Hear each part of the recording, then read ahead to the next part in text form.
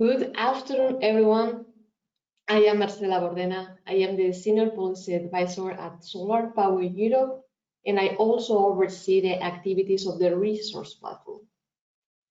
So for the attendees that didn't know resource, we are the European Alliance of Corporate Buyers and Sellers of Renewable Electricity. And today I am delighted to moderate this webinar, where we will chat a little bit about how do we profile a green PPA to properly suit the customer, and also can we reach an effective 24/7 PPA in reality?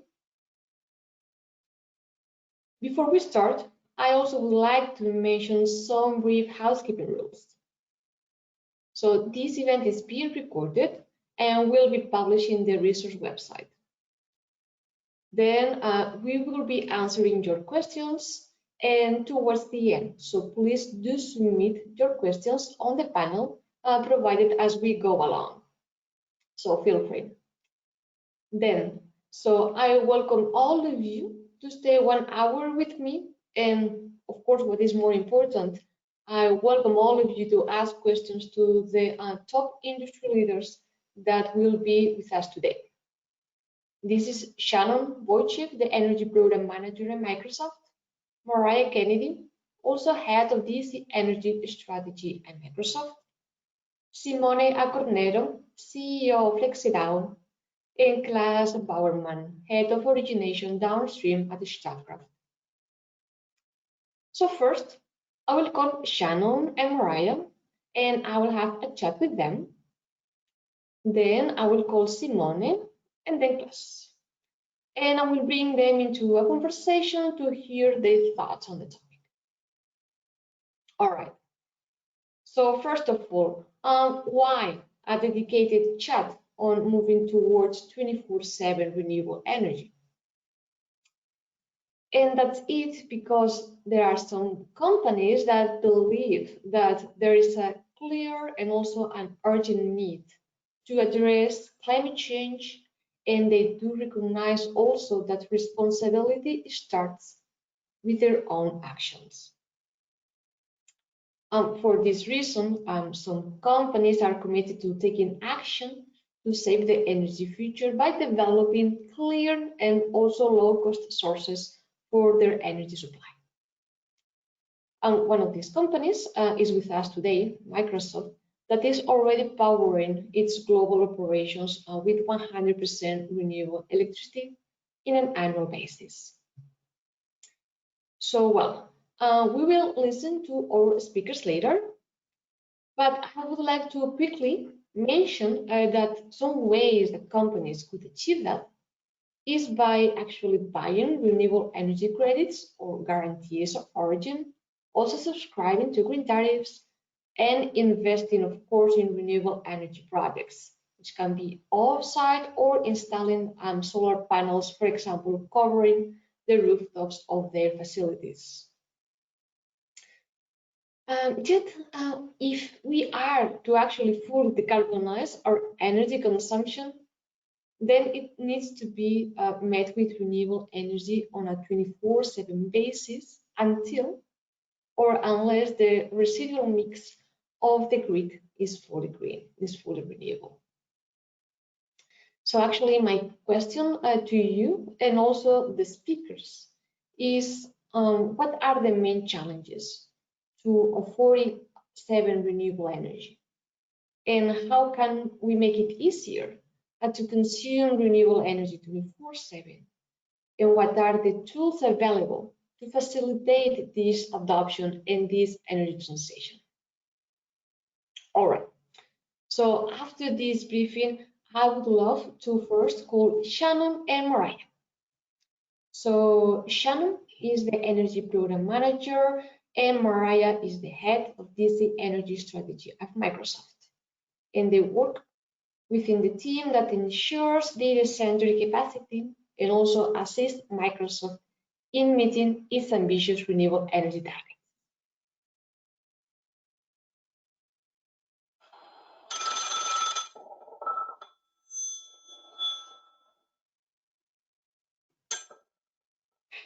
Hello, hello, Shannon.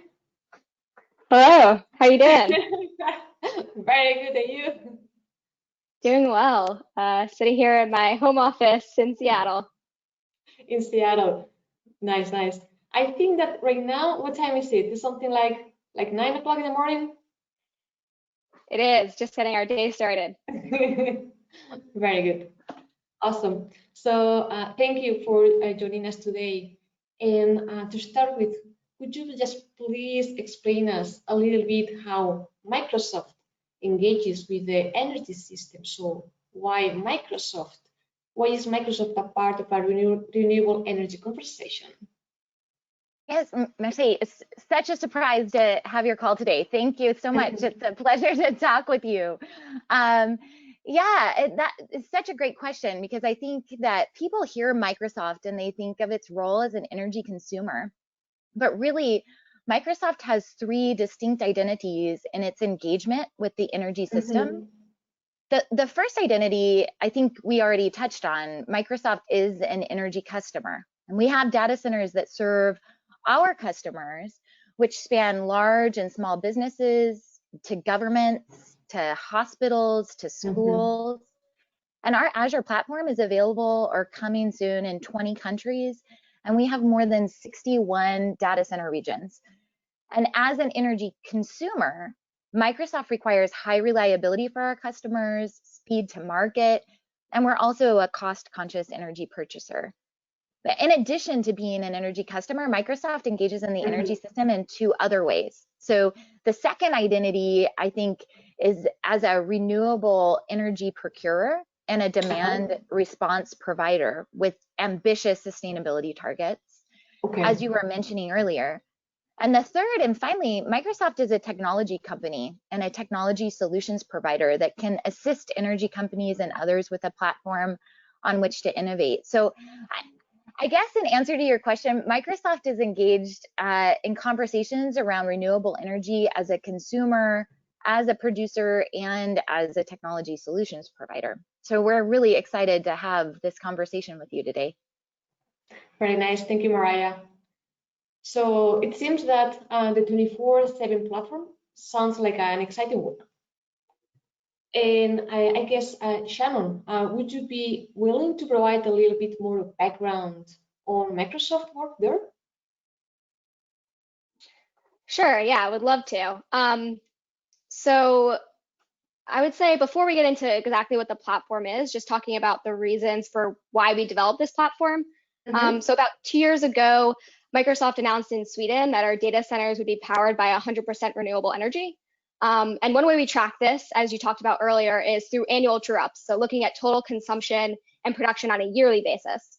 Mm-hmm. But as we all know, power systems are not run as annual true-ups or on a yearly basis. So we started thinking about what a digital product would look like that would track renewable energy generation and geo creation in lockstep with the power system.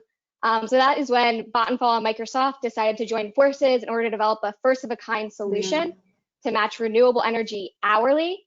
And we announced this back in November that our companies were piloting a platform to do just this at our office buildings in Sweden. So we saw this gap and wanted to fill it and found Vattenfall as a great partner to do so. Awesome. Thank you for this explanation. That's very, very useful. And also, I would like to ask you, Shannon and Mariah, how does Microsoft, like a large corporate buyer and also consumer, view their role in the energy transition? Yeah, so I can take that. I think that we're in a really unique position, as Mariah said, as both a buyer, consumer, and a tech company with a lot of in-house experts, develop those Mm-hmm. IoT solutions and push innovation for the energy transition. I really want to be customer zero for a lot of these innovations. So maybe going back to the platform that we developed a little bit more to explain a little bit more in depth on how this works. So it's a solution that allows the users to see their real-time energy usage by renewable energy source on hourly increments. So as we said earlier, from an accounting perspective, we're looking at matching renewable energy megawatt hours and our consumption on a yearly basis.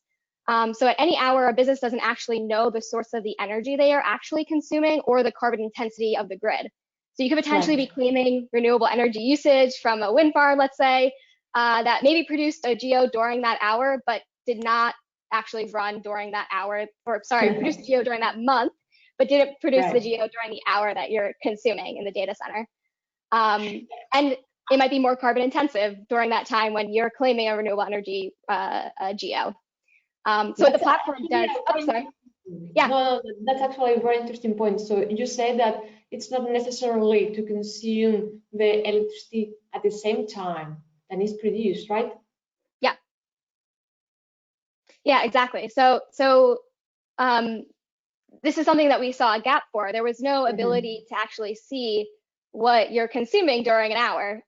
So this platform does allow you, so we worked with Vattenfall. It's a dashboard that actually allows you to see your, so at our office building, there's our energy consumption curve, there's a wind asset curve and a hydro asset curve that Vattenfall owns. And so at any given hour, so let's say 10 a.m. today, Vattenfall went and said, what is Microsoft consuming as a whole during that hour? So how many megawatt hours are they consuming? How much wind was produced during that hour at the same time? Does it cover Microsoft's load? If it does, then we can say, okay, we matched 100% of our load with wind that is on the system during that hour. If it didn't, so let's say it only matched 60%, then the 40% on top of that, Vattenfall matched with their hydro assets. So we can say on a given hour, 100% of it was matched with renewable energy sources. And we can even say what source it was matched with. And what Vattenfall then does is they tag that geo and they retire it at the end of the month for us. So that at the end of the month, we're retiring the number of geos that we tagged and consumed during the hour in which the geo was produced. Awesome. That sounds amazing. And also, if I'm not mistaken, we are going to discuss a little bit more on the tagging right after, because this is actually interesting, because I'm aware that there are some tools and some providers that are working on that. So not only Vattenfall, but also other companies. So if you allow me, I would like to dig deeper on this, and I would like to find out what's the perspective of one of these service providers for these tagging solutions. So now I'm going to call Simone. So Simone is the CEO of FLexiDAO, and they are offering a platform to provide transparent data on the origin, and also time and environmental impact on the energy that the companies buy.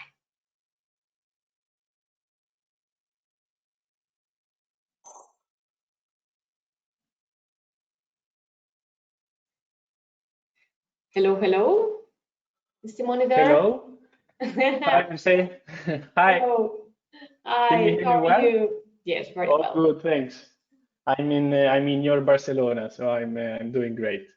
Oh, that's actually awesome. A wonderful place. It's very familiar to me. Yeah. Nice. So we were discussing with Shannon and Mariah about what Microsoft does to actually match their the supply and demand with renewables. And they have provided a very clear example of what they do in-house. And if I'm not mistaken, also you specifically work on this on a platform that does this tagging, right, of the geos. Correct. Nice. So if you may allow me, I'm going to ask some questions because I'm interested in this topic, and maybe we can get more clarity. So that's matching the variable renewable energy generation or with the variable demand requires multiple solutions, right? So yes, so the corporates, they may need to be able to monitor the real-time renewable energy mix and also be incentivized to take actions towards sourcing 24/7 renewable energy.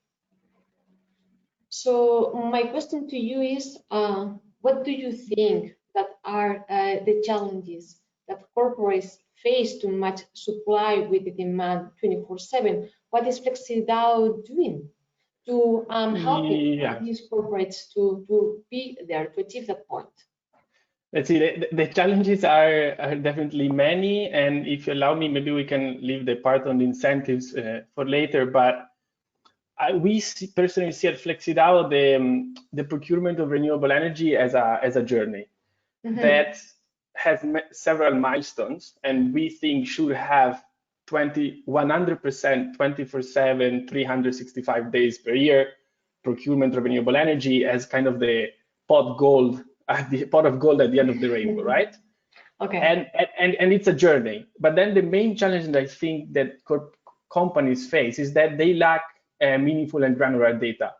It's very hard to make procurement decision if you don't have the kind of information that Shannon was saying before. Right. And many times I think that people think 24/7 as immediately having to be 100% 24/7, because everybody has the target of being 100%. But is being 100% over the year the right target? Like, they should have, the companies need to have the data, the granular data, in order to assess the decision. Making a PPA decision right now that has an impact for the next 15 years of your procurement, that aims at a different target, might lead you to a different path, a wrong path. And currently, companies do not have, as Shannon very well said, they have no idea how the hourly consumption profile matches hourly production profile and carbon intensity of the grid. They don't know. What they know is sometimes consumption data, because they work with ESCOs, and they know what somebody produced in total over a year and what percentage of grid mix that is. And therefore, you cannot make meaningful data-driven decisions on a strategy based on that. So what we help you with that, what we help corporates is provide this data, connect to a lot of different sources on the consumption side, on the production side, put them all together, aggregated one-stop shop of data where you can monitor and analyze your procurement. And then from there, you start making data-driven decisions on how to aim for this very long-term goal of being 100% 24/7. Nice. Thank you for this explanation and the clarifications about what you do and how you can help corporates to move along this path. And more like a personal question. So as a service provider, actually, how do you see the market? That's also a very good question. I think that overall the market is still small. I mean, I would be lying if I would say otherwise. But I think that the underlying problem is on the lack of incentives. That's why before I wanted to divide the two answers. Currently, the current certification system, but not only the certification system, also the disclosing entities, they do not reward the extra mile. If I'm a corporate, if I'm a buyer, I get the same reward if I buy unbundled green certificates and I don't care about additionality and regionality. I get the same score and the same emission reductions if I'm Microsoft and I go into investing in 24/7 with Vattenfall. So if I'm the buyer, where is the business case for me? There's no there's no locational pricing. There's no effect. So I think that many times when we have conversations with potential customers, the answer is why should I? And because we should all fight climate change, but then it's hard to convince C-level executives with this answer, right? So I think that overall we see the market as just born, and we see that there's a lack of request in terms of how you can disclose your achievements, but also there's a lack of certification mechanisms that allow you to transparently disclose. It's up to a service provider like us or a company like Microsoft to certify that you are actually 24/7. There's no official internationally approved certification mechanism that timestamps the time of production. And this is an issue if that's what we want to go forward, because that's, we believe, the way in which we can really greenify the grid. And So, and if I have some time, sure. and that's also a bit of cheap pitching. Now that's indeed to solve this issue. That's why as FLexiDAO we are contributing to a new initiative that it will be launched officially in mid-October, towards the end of October. It's called Energy Tag. Energy Tag is basically essentially a non-profit initiative that is led by an industry, a pool of market players that we always look and seek for more, that aim to standardize real-time certificates and create a market for real-time certificates. Because then you have certificates that gives price signals to when it's more or less costly to consume renewable energy. And you have actually a certification mechanism that reflect the status of the grid, which in the end should be the final goal, right? To achieve decarbonized procurement of renewable energy. So, sorry, this Energy Tag initiative is right now Europe-based or broader? No, it's a worldwide initiative. So we are one of the members together with many others. We are not the only technology providers. There's a set of buyers. There's a set of non-profit organizations. The idea is really, we see a lot of small and individual, well, small or big, but individual initiatives that aim to achieve a certification of 24/7. But this creates issues.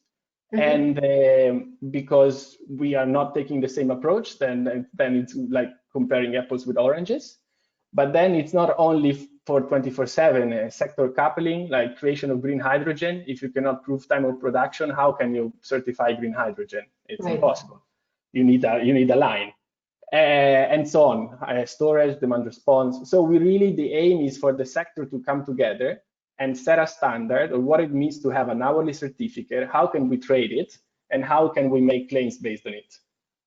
So to define the rules, and so then everybody has the rules, and then we can continue with our work on pushing this forward. Always thinking that it's a journey with a very difficult goal, and the sooner we start setting rules and the sooner we align on what we want to achieve that 20, 30 years from now, the easier we'll be to get there and not realize that we made mistakes along the way. Awesome. Thank you very much, Simone. That was very clear. Thanks. Thank you. And also, I was thinking that there is something missing in this conversation. So I would like to also bring the perspective of a third type of actor. And that's actually the producers of renewable energy. So for that, I would like to call Klaas. So Klaas is the head of Origination Downstream at Statkraft. And Statkraft is the Europe's largest producer of renewable energy and also the leading PPA provider.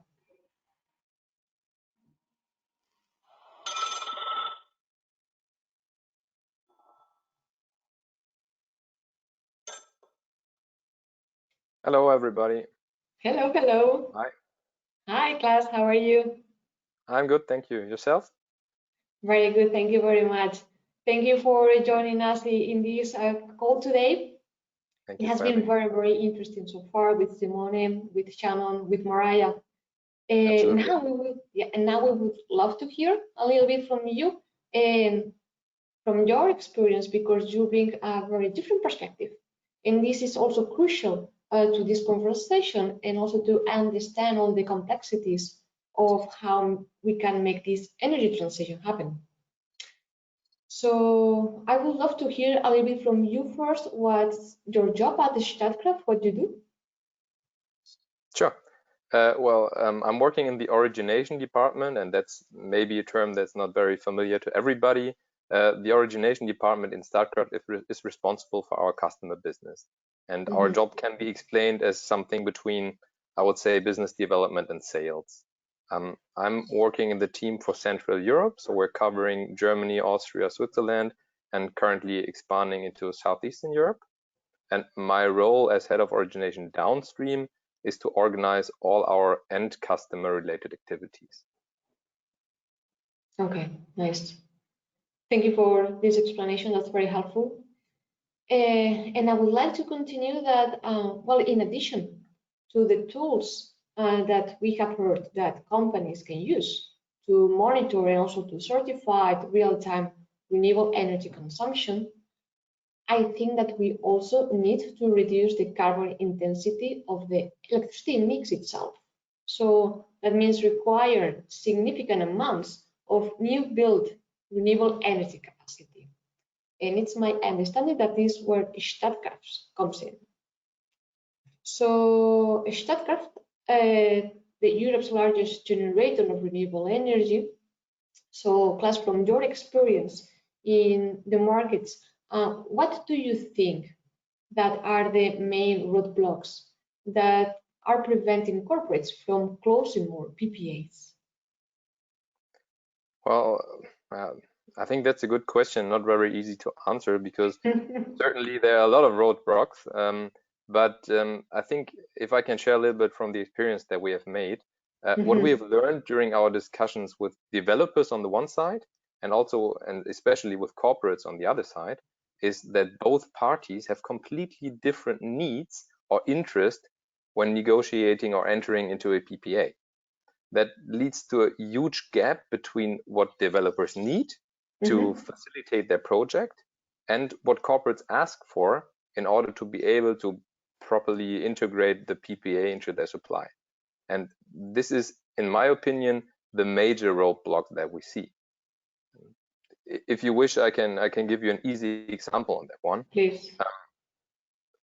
If you take a look at what developers need, that is usually a long-term contract, and that contract must offer them, or must offer to the developer, price security for example, 10 years or even more.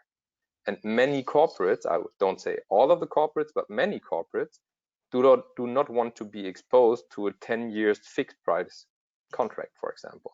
So you have the developer on the one side looking for long-term contract, and the corporate on the other side looking for more flexibility. And the same accounts also for the structure of the PPA, where a developer usually looks for a pay-as-produced structure, and many corporates want to have more flexibility. They don't necessarily look for a pay-as-produced structure.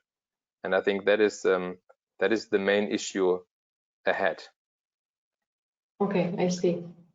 And what are the suggestions to overcome this?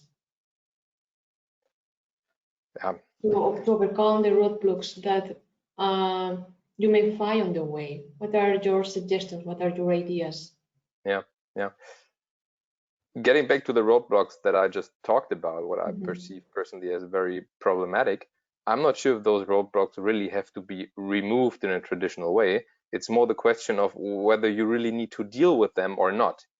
Right. You see, developers and corporates have different positions, and they have problems to move away from them. That's okay. They all need their desired solution to get the project financed, to get the product that they're looking for.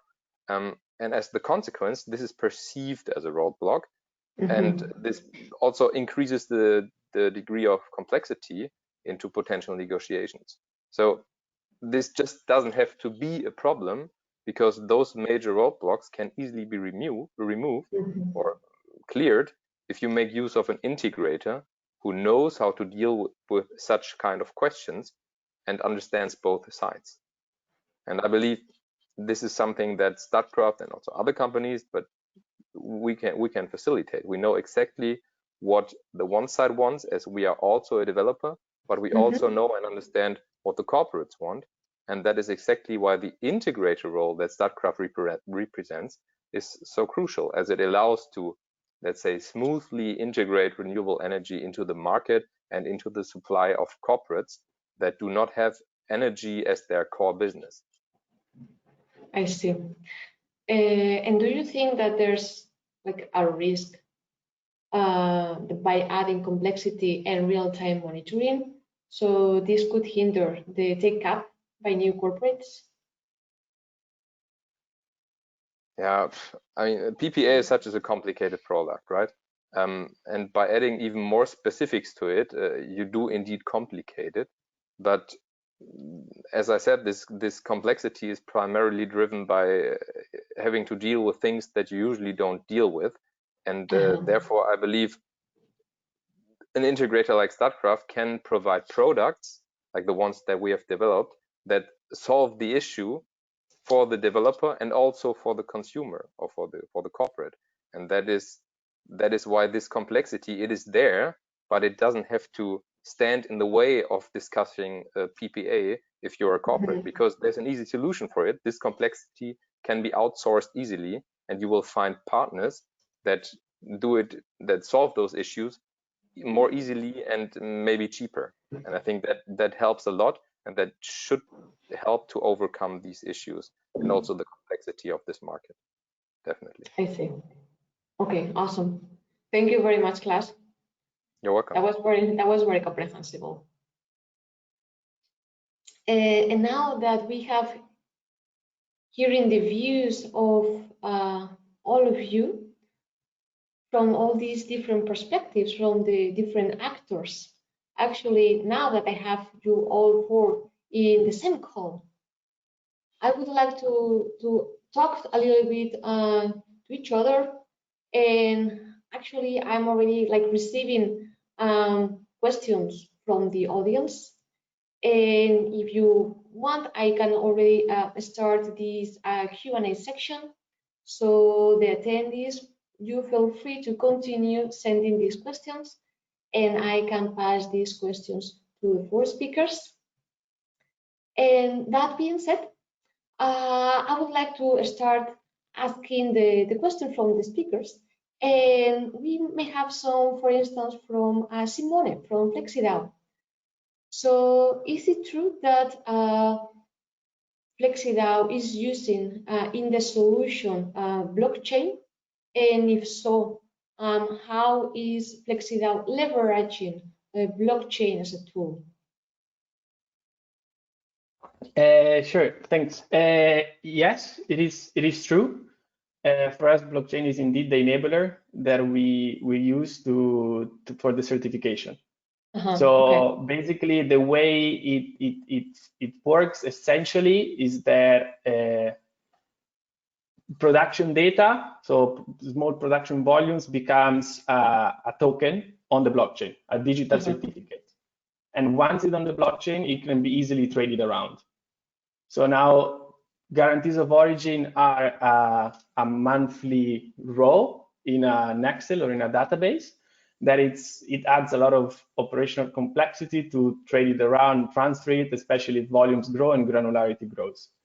So blockchain is essentially a technology that allows for the avoidance of double counting and for the easy transfer of digital assets among participants, among different members. So basically, it's essentially an enabler that allows us to decrease cost, improve how data is managed and how the certificates are issued and then traded and canceled between the producers and the consumers, and potentially exchanges in the middle. And also an additional benefit is that since right now there is no third party that certifies 24/7 or hourly consumption or hourly production and consumption of renewable energy, being able to rely on a database that is mutable and then to provide all the track record and the digital trail that the hourly data is actually matched and assigned in a certain way, and the total aggregated volume matches with the guarantee of origin. It's an additional transparency, and it's additional compliance that we provide to our customers, so that there's no doubt that the matching that is done is then tampered with or is changed according to the needs of our customers. Nice. And talking about production, about the generation of electricity, we have one question about how, I believe, for Shannon and Mariah, so how Microsoft managed to shape the production profile. So maybe they want to change it into a base load. So what are the techniques that are available that you use?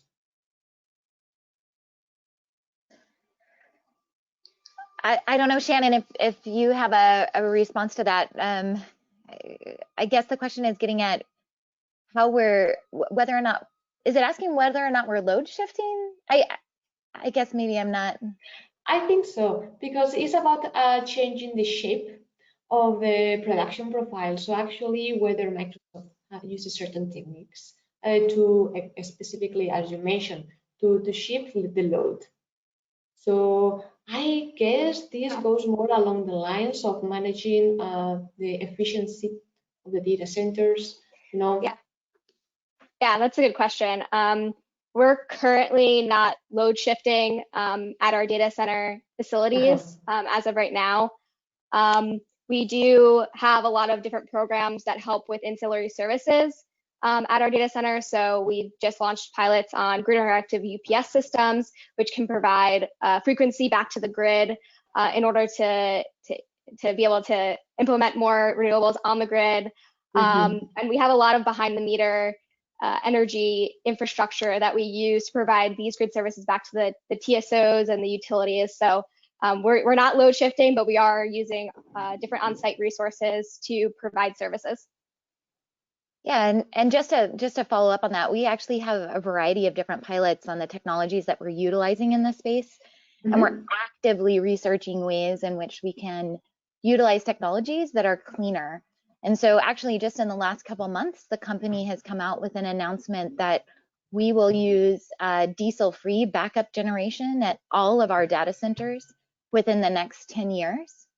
And so we are very actively have people researching the different types of demand response technologies that we can use to be able to not only provide the types of kind of services that would enable us to use energy at times when the grid has lower carbon emissions values, but also being able to provide reliability response like Shannon was saying. So right now we have a pilot that we announced a couple months ago where we have used hydrogen fuel cells to power several servers on a rack. We're doing that in Salt Lake City, Utah. We have a couple different flow battery pilots that are going on. One along with the University of Texas in San Antonio, another that we have going on in Redmond, Washington, and that's our kind of our battery storage. And I think Shannon mentioned what we're looking at as far as grid interactive UPS, which of course provides a different time frame in providing that type of backup generation or reliability or responsiveness to be able to kind of move that load without load shifting. And that would be a very current kind of almost like a frequency response type of product. It's called different things in different markets, but yeah, we are actively looking at different ways that we can be responsive. Nice. And also one about carbon accounting. So currently there are carbon accounting standards, and do you think that they may change to incentivize 24/7? Simone, yes. I don't know if that was pointed at us or Simone. I know he was talking about this earlier. I let Microsoft. I let Microsoft. Maybe Simone wants to answer that. No, I let Microsoft. They do more video. Well, perhaps we can all tag team it. I think just to get to the base of your question, you know, Simone was talking earlier about, you know, we're not aware of any regulations that require this anywhere, and certainly having a regulatory framework that would require it would be a requirement, would be the ultimate incentive, right? But I am curious if Simone, I really didn't want to talk over you because it sounds like you've done a lot of thinking around this topic, and I'm very interested in the types of incentives that you've been thinking through as you move toward your October launch, and would love to hear that as well. So yeah, so it's in line with what I said before. Every potential customer we talk to is lacking incentives. Then again, I mean, look, we have to look at the market and acknowledge that for the majority of the companies, so Microsoft is a handful, maybe. There are like handful corporates around the world that are where Microsoft is right now. Then we always see the market as a pyramid, where this handful, maybe top 10 corporates at the top, that they are ready to have this kind of conversations. And then there is the middle part that now it's more in okay, additionality, regionality. It might cost a little bit more, but I see the return. And then there is the base, which is by far the biggest, which is still, if it's more expensive, like it needs to be cheaper. Otherwise, I don't do it. And give me the easiest solution so that I can be 100% green now and report 0 emissions. Because in all of these, we still need to remember that the entire point for everybody is scope 2 emissions, greenhouse gas protocol, location-based emission factor, which is basically calculating your emissions based on where you are. I buy certificates and I go to the market-based emission factor. I suddenly go from hundreds of tons to 0. And to do this, I can just buy the cheapest certificate in the market. So what I effectively want as a corporate is find a broker that gets me the cheapest certificate so that I can strike 0 on my scope 2 reporting. As long as this does not change, corporates will never have the incentives to like at scale. So there will always be the 5 front runners, but will never be at scale. And I guess this will create more market for Klaas and for the utilities, for the producer, for the developers, and for ourselves. So our personal point of view and what we're trying to do with Energy Tag is to educate the market, educate the disclosing entities, and educate the NGOs. At the same time, it's a hard balance to find, no? Because you want to bring as many people on board, and if you make it more difficult for them, you're not really helping either, no? Because then it's suddenly more difficult. So you need to start, and suddenly I'm telling you that what you do is wrong. That should also not be the way, right? We are happy overall. You still help if you buy green certificates in a way. So it's a hard balance to find, but I think that we believe that potentially reviewing the targets, reviewing the goals on which you assess your journey could be a way. Is 100% the best goal that we could achieve as a buyer? It's an open question. And then when I report, it's proven. There's an article from Stanford that shows that yearly accounting of CO2 leads to errors. So it's scientifically proven that we are miscalculating CO2 emissions.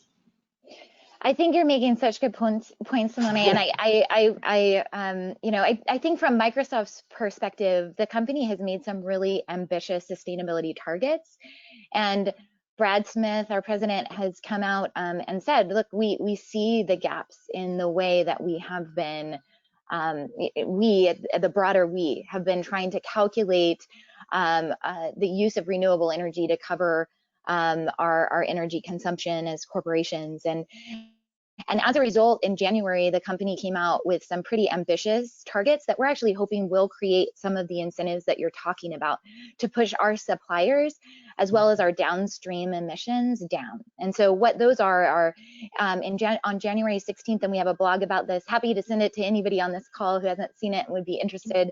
The company went from being carbon neutral as of 2012 to actually saying we will be carbon negative by 2030. So within the next 10 years, the company will remove more carbon from the atmosphere than we emit annually.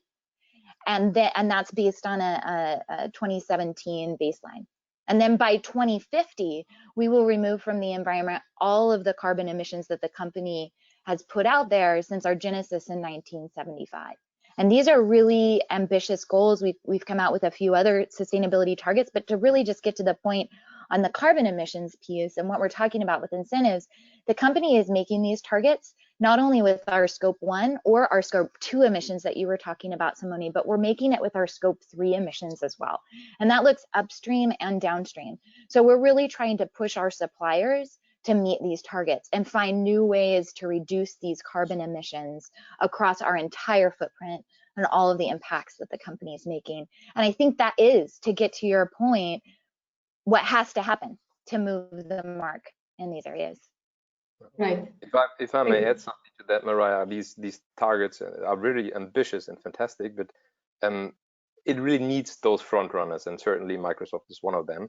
And we see that is the point. We see more of them, and I believe from the discussions we have with our potential customers and all these corporates, from small and medium sized to multinationals, that things are changing. We really perceive that the sustainability targets are taken more seriously, and that most of the companies are moving away from having the possibility to check carbon emissions to really making a difference. And that creates a great incentive for the market, and that is important because this potential can perfectly be tapped with PPAs. And the point that you mentioned about your suppliers, that's also something that we have perceived, and that's also, I think, a very important point. Front runners like you or we have entered into a very, very high quality green product with Daimler-Benz, and they are also shining onto their suppliers and asking their suppliers to provide similar solutions to prove that they are also going down with their emissions, and maybe do even more than only buying certificates, without saying that certificates are bad. I mean, they're a very efficient way of getting carbon neutral, but many corporates want more, and that, despite Corona, I think that has not changed. We have seen a little less talking about those topics in the last month, but it's already picking up again, and the targets haven't changed. The sustainability strategies of the big industrials and also of the small industrials, they are not going away, and that's great. That's really great to see. Indeed, and also we are seeing that, I guess that because renewables will be less and less subsidized in Europe, so actually corporate PPAs, that would be key to move towards the targets that Europe has. So the subsidies are running away, and that's why we believe that corporates and the corporate PPAs actually they will play a big role in this transition, right? Absolutely. Mm-hmm. Yeah. Nice. It's actually, I don't know if the question was targeting me, but what's a thought? Yeah, because also you are more get used to it more. You are helping your clients to close this type of deals. So we have been seeing the development of the corporate renewable PPAs that is just growing and growing and growing, and that will continue to grow. And that one of the main reasons is also because the subsidies to renewable energy plants, they are not that attractive right now as they used to be in the past. So these solutions, I believe, they are key to help the companies to move towards these goals. Yeah, if I may add to that, I mean, for the case of Germany, these corporate PPAs are rather new. We know from our company Origin in Scandinavia that this is not a new topic at all, and you may share your experience from the US, where I believe it's already an old story more or less. But at least for Germany and many parts of Europe, is rather new. And why is that? The lion's share of the renewable energy has been subsidized in the past, and in Germany that means that you cannot produce GEOs if you're subsidized. But that is now coming to a point where things are changing, because many, for example, older windmills are dropping out of the feed-in tariff, and they are now exposed to a market which they have never been before, looking for a solution. And that is exactly where the corporates come into play, because they can make sure that those assets do not vanish, that they will continue operation, because in a technical way they're in a good shape. And the other development that has also taken place is that the prices for renewables, for example, solar installations, they have come down, and now they have reached a level where they can be operated at market prices. If you add a little add-on for the GEOs, maybe, depending on where the market prices go, they might be cheaper than conventional plants and take over their role in the future. So those two things are happening right now, and that's very important, and it's exactly the corporates that tap into that potential, because for them it's great. They have a great story to tell, and they couldn't do so before. Indeed, that was a very clear explanation. Thank you very much. I don't know if any of the other speakers would like to complement what Klaas has mentioned, to bring another perspective. Have other thoughts? I think Klaas, you made some really good points. I mean, I think Bloomberg put out its numbers in January around what corporate renewable procurement was globally, and I think they said it was 19 gigawatts in 2019. I think there are expectations for this to grow, and as you look across Europe and see the ambitious targets for renewable energy, really corporates can play a role in that. And I think, you know, Microsoft is interested in doing that and going to be doing that as we try to reach 100% renewable energy target by 2025. We are going to be dramatically expanding our renewable energy procurement globally. We already have over 300 megawatts of renewables in Europe, and we're going to be needing to purchase more to cover 100% of our loads in the next 5 years. And so if you look at other corporations in addition to Microsoft that are making similar targets, and you start to accumulate those, it's a large amount of renewables that are being contributed by corporations.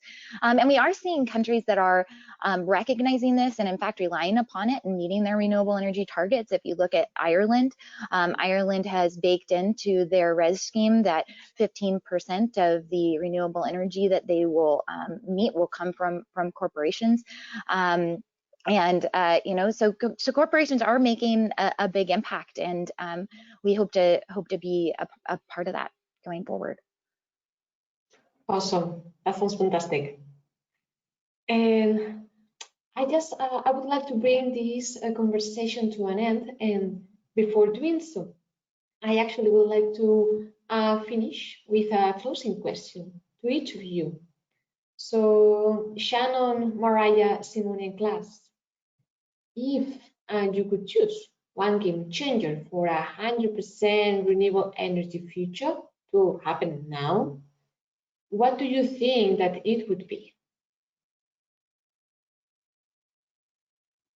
Well, I can start, and I think Mariah and I might have the same answer here, so maybe I'll say on behalf of both of us. Maybe in like a single word markets, so functioning wholesale energy markets in which we can purchase clean energy products at an efficient market price. So in one sentence, I think that's what we would say. Awesome. I may. Okay, I continue. I believe, Marcus, that's actually a very good point, and I believe we're on a good way, right? But I cannot choose the same game changer that you have chosen. So I don't know. I think a credible pricing for external effects such as CO2, but at a level that would be way above the actual level. That's not exactly what I wish for, but I believe that that would really constitute a game changer with an immediate effect on fossil fuels and also maybe nuclear if you really go for the external effects. And that, if possible, harmonized on a worldwide scale, that would really be a fantastic game changer and allow everybody in every country to attain the same goals. But yeah, it's maybe not very likely development these days, but that's definitely what would constitute a game changer. Thanks. It's not easy to go third. No, I think that I go in line with Klaas, and I would say policy, and more specifically making mandatory the green certificate market. So similar to the ETS in Europe, as long as it's voluntary, yeah, I mean, I think that the market volume will always be lower. Like in many countries, there's mandatory